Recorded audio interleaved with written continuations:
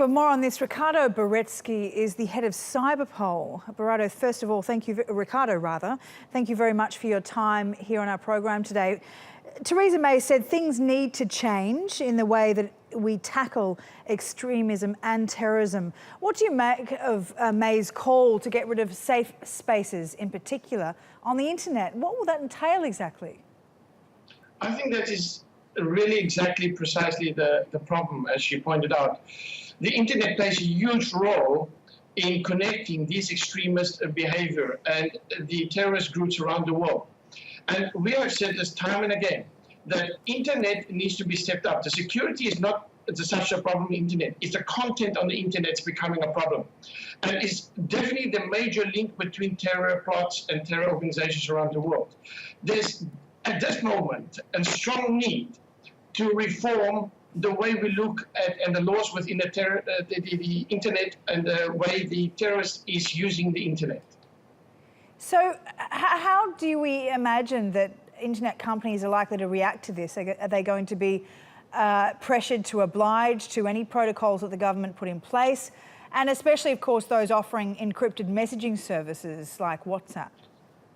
Actually, well, there's two issues. There's the issue of free tools, correctly said, encrypted messaging, encrypted communication. Look, the reality is these tools should not be available for terrorists to use. Then there's the issue of information.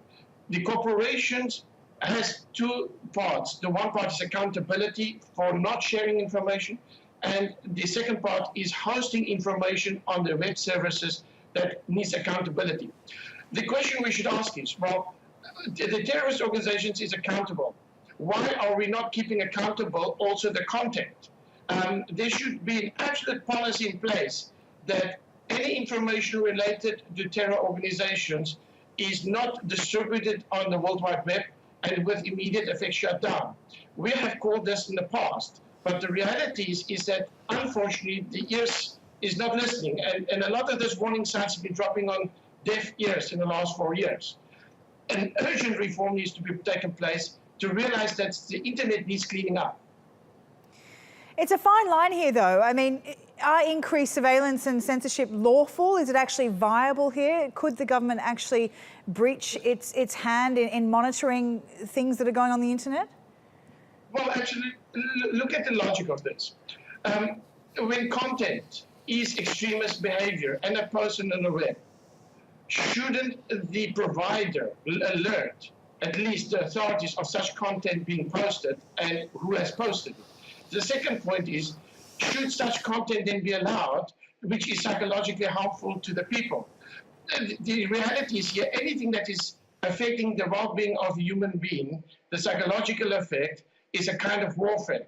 And such material should not exist on the internet. Okay, we'll leave it there for the time being. Ricardo, thank you very much for your time this evening.